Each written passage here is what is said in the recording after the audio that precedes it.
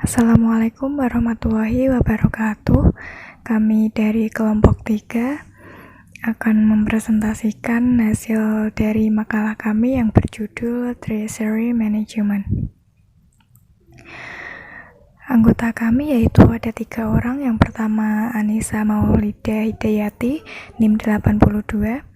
Kemudian ada Rizky Cahyani, NIM 97, dan Ahmad Saifi, NIM 109.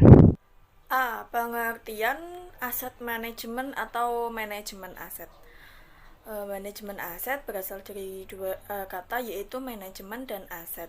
Manajemen menurut George R. Terry adalah manajemen is a distinct process consisting of planning, organizing, actualing, and controlling.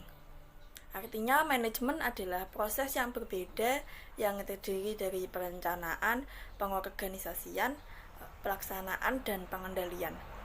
Pemanfaatan di setiap ilmu, pengetahuan, dan seni, dan diikuti dalam rangka untuk mencapai tujuan yang telah ditentukan.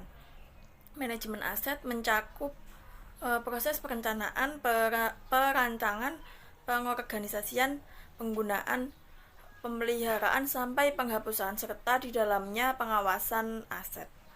Proses ini dilakukan secara sistematis dan terstruktur selama siklus hidup aset.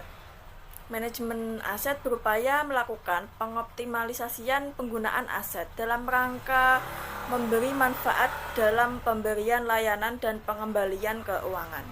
Dalam pasal 3 PP nomor 27 tahun 2014 tentang pengelolaan barang milik negara atau daerah atau yang disebut BMN atau D, disebutkan 1. Pengelolaan barang milik negara atau daerah dilaksanakan berdasarkan asas fungsional, kepastian hukum, transparansi, dan keterbukaan, efisiensi, akuntabilitas, dan kepastian nilai. 2. Pengelolaan barang milik negara atau daerah meliputi perencanaan kebutuhan, penganggaran, pengadaan, penggunaan, pemanfaatan, pengamanan, pemeliharaan, penilaian, penghapusan, pemindah tanganan, penata usahaan, pembinaan, pengawasan, dan pengendalian. Walaupun manajemen aset dapat dipresentasikan sesuai dengan jenis aset atau konsentrasi kegiatannya, tetapi beberapa ahli tidak ingin membuat definisi manajemen aset secara spesifik dengan menyatakan tidak ada definisi yang pasti mengenai manajemen aset atau working definition. Meskipun demikian, dari beragam definisi tersebut dapat disimpulkan bahwa manajemen aset mencakup proses mulai dari perencanaan sampai dengan penghapusan, serta monitoring terhadap aset-aset tersebut selama umur penggunaannya oleh suatu organisasi atau departemen. Dari pemahaman beberapa literatur di atas, manajemen aset dapat didefinisikan sebagai serangkaian keputusan untuk mengelola kekayaan secara optimal, yaitu meminimalisasi biaya kepemilikan, memaksimalisasi ketersediaan dan penggunaan aset melalui proses perencanaan kebutuhan, pengadaan, inventarisasi, kepemilikan atau legal audit, penilaian, pengoperasian, pemeliharaan, penghapusan, peremajaan, pengalian, serta pengawasan aset untuk mendukung tujuan organisasi dalam melayani masyarakat dengan sebaik-baiknya dan ramah lingkungan. Selanjutnya saya Ahmad Saifi akan menjelaskan tentang pool of fund approach. Pool of fund approach adalah penempatan atau alokasi dana bank dengan tidak memperhatikan hal yang berkaitan dengan sumber dana, seperti sifat, jangka waktu, dan tingkat harga perolehan sumber dana tersebut. Untuk lebih jelasnya dapat dilihat pada gambar berikut ini. Yang pertama ada sumber dana yang meliputi giro, deposit, tabungan, dan modal yang akan disalurkan kepada pool of funds. Terus akan diteruskan kepada alokasi dana yang meliputi cadangan sekunder, cadangan primer, kredit, surat berharga, dan aktiva tetap. Adapun kelemahan dan kelebihan pool of fund approach sebagai berikut. Kelemahannya yang pertama, tidak diberikan dasar untuk memperkirakan standar likuiditas. Yang kedua, tidak terdapat pertimbangan terhadap perubahan giro, tabungan, deposit, dan sumber lainnya. Yang ketiga, mengabaikan likuiditas yang berasal dari portofolio kredit melalui pembayaran cicilan dan bunga secara terus-menerus. Yang keempat, ada memperkecil peranan cadangan sekunder sebagai sumber likuiditas. Yang kelima, mengabaikan kenyataan mengenai kemampuan bank untuk memperoleh laba dari operasinya. Yang ketujuh, ada mengabaikan peranan interaksi aktiva dan pasifa dalam penyediaan likuiditas secara musiman. Adapun kelebihan, yang pertama, perhitungan biaya relatif sederhana. Yang kedua, pengelolaan tidak kompleks.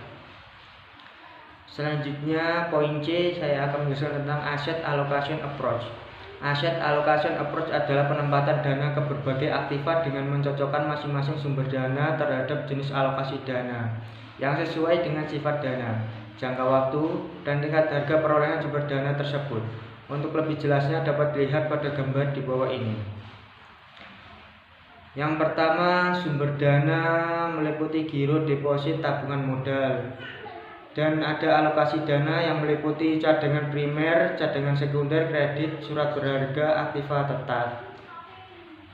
Sumber dana dari giro disalurkan untuk alokasi dana kepada cadangan primer, cadangan sekunder, dan kredit. Sumber dana deposit disalurkan ke alokasi dana meliputi cadangan primer, cadangan sekunder, dan kredit. Yang ketiga, ada tabungan disalurkan kepada alokasi dana meliputi cadangan primer, kredit, dan surat berharga. Yang keempat, ada modal disalurkan kepada kredit, surat berharga, dan aktiva tetap. Adapun kelemahan dan kelebihan asset allocation approach sebagai berikut. Yang pertama, ada kelemahan meliputi keputusan mengenai likuiditas dilakukan berdasarkan perkiraan atau perputaran simpanan. Kedua, bisa terjadi kelebihan likuiditas yang menyebabkan keuntungan menjadi berkurang.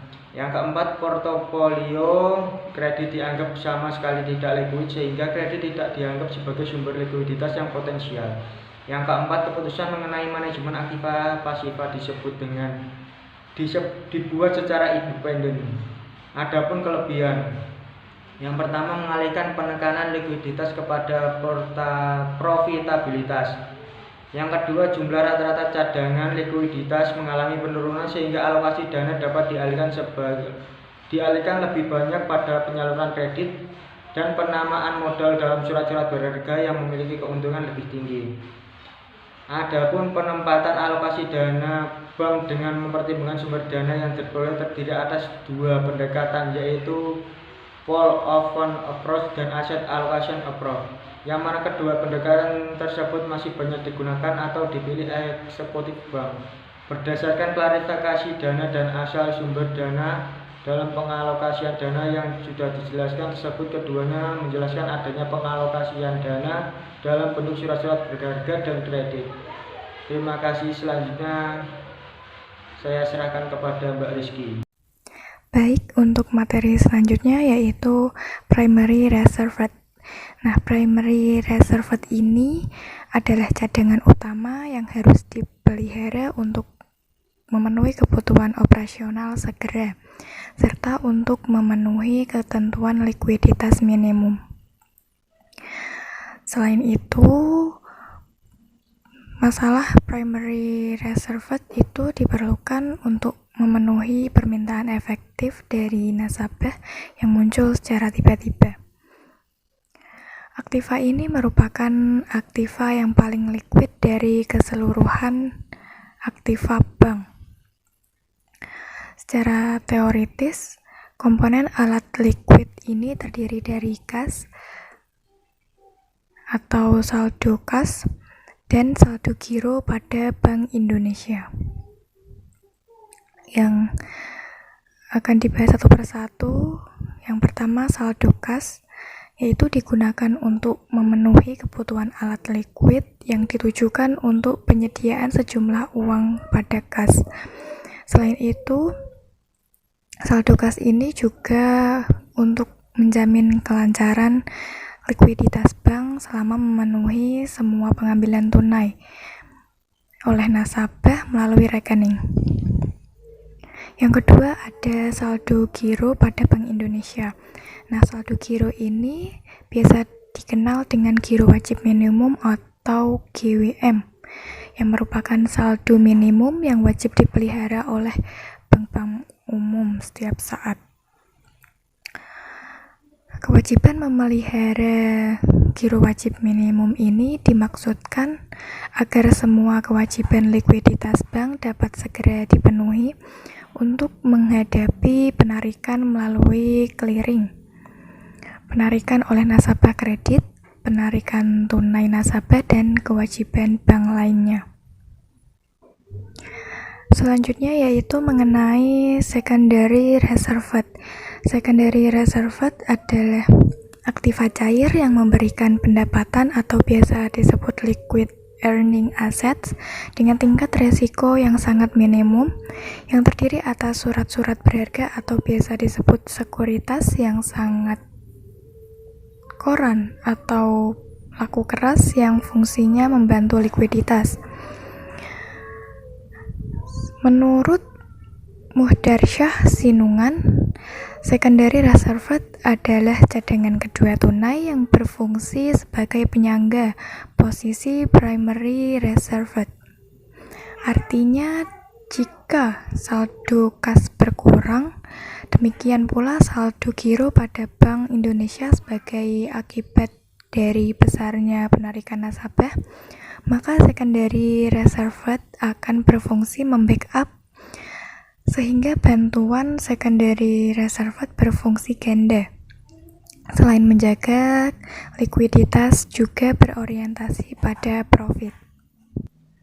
Secondary reserve digunakan untuk memenuhi kebutuhan likuiditas yang jangka waktunya kurang dari 1 tahun dan tepat dikonversikan ke dalam uang tunai tanpa kerugian yang serius. Sertifikat Bank Indonesia atau SBI, surat berharga pasar uang atau SBPU, sertifikat deposito, dan surat dagang adalah beberapa instrumen yang termasuk dalam secondary reserve. Kebijakan bank memposisikan secondary reserve tidak bentuk investasi jangka pendek dengan sifat-sifat yang tetap current. Investasi jenis ini disebut dengan protective investment, yaitu cadangan uang tunai yang dapat menghasilkan dalam bentuk bunga atau provisi. Baik, terima kasih. Itu adalah sedikit penjelasan dari materi Treasury Management. Kami mohon maaf apabila ada kesalahan dalam menjelaskan. Sekian dari kelompok 3. Wassalamualaikum warahmatullahi wabarakatuh.